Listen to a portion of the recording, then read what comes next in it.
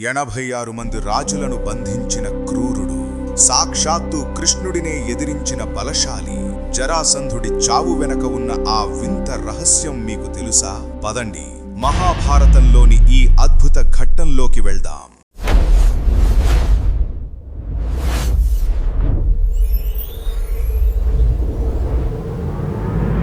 పాండవుల పాలనలో ఇంద్రప్రస్థం స్వర్గాన్ని తలపిస్తోంది. ధర్మరాజు సింహాసనంపై కూర్చుని రాజ్యక్షేమం గురించి ఆలోచిస్తున్నాడు.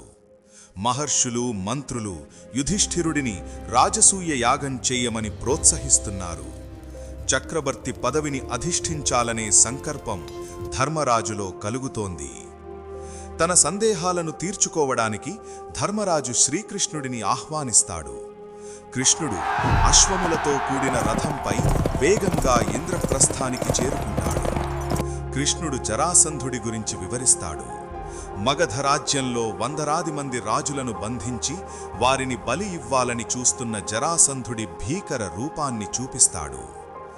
జరాసంధుడి దాడుల వల్ల యాదవులు మధురను వదిలి ద్వారకకు వెళ్లిన విషయాన్ని కృష్ణుడు గుర్తు చేసుకుంటాడు. సముద్ర మధ్యలో నిర్మించిన ద్వారక నగరం కనిపిస్తుంది. శాంతంగా ఉన్న ధర్మరాజు మాటలను భీముడు అంగీకరించడు. తన బాహుబలంపై నమ్మకంతో జరాసంధుడిని అంతం చేస్తానని సిద్ధమవుతాడు. కృష్ణ, భీమ, అర్జునులు బ్రాహ్మణ వేషధారులై ఆయుధాలు లేకుండా రహస్యంగా మగధ కోటలోకి ప్రవేశిస్తారు. ఒక మామిడి పండును 2 భార్యలు తినడం వల్ల పుట్టిన 2 శరీర భాగాలను జరా అనే రాక్షసి అతికించిన దృశ్యం. భీముడు, జరాసంధుడు ఒకరినొకరు సవాలు చేసుకుంటారు. గాలిలో దుమ్ము రేగుతుండగా 2 మహాబలశాలులు మల్లయుద్ధానికి తలపడతారు. రాత్రింబవళ్లు విరామం లేకుండా యుద్ధం కొనసాగుతుంది. జరాసంధుడిలో నెమ్మదిగా అలసట కనిపిస్తుంది. జరాసంధుడిని ఎలా చంపాలో కృష్ణుడు భీముడికి ఒక గడ్డి పరకను చీల్చి వ్యతిరేక దిశల్లో పడేసి చూపిస్తాడు. కృష్ణుడి సూచనతో భీముడు జరాసంధుడిని గాలిలోకి ఎత్తి నేలకు కొట్టి శరీరాన్ని నిలువుగా చీల్చి 2 వైపులా విసిరివేస్తాడు.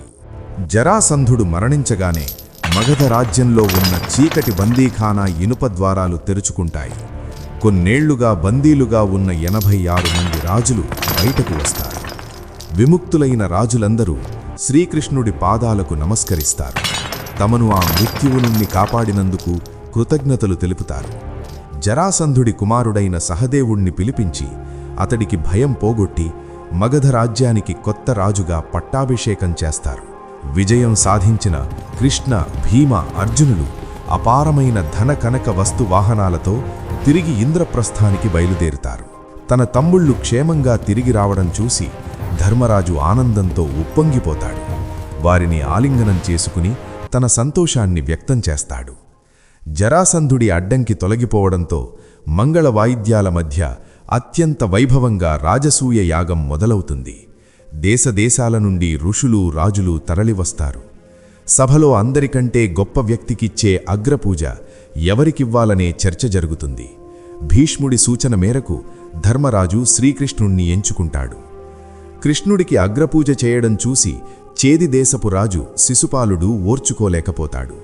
సభ మధ్యలో నిలబడి కృష్ణుణ్ణి, పాండవులను దూషించడం మొదలుపెడతాడు. శిశుపాలుడు చేస్తున్న అవమానాలను కృష్ణుడు ప్రశాంతంగా లెక్కిస్తుంటాడు. గతంలో తానిచ్చిన మాట ప్రకారం 100 తప్పుల వరకు వేచి చూస్తాడు.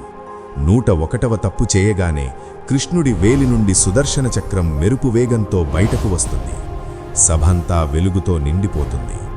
సుదర్శన చక్రం శిశుపాలుడి శిరస్సును ఖండించి మళ్లీ కృష్ణుడి వద్దకు చేరుకుంటుంది. సభలో నిశ్శబ్దం ఆవరిస్తుంది. దుష్టశక్తులన్నీ అంతమయ్యాక ధర్మరాజు రాజసూయ యాగం దిగ్విజయంగా పూర్తవుతుంది.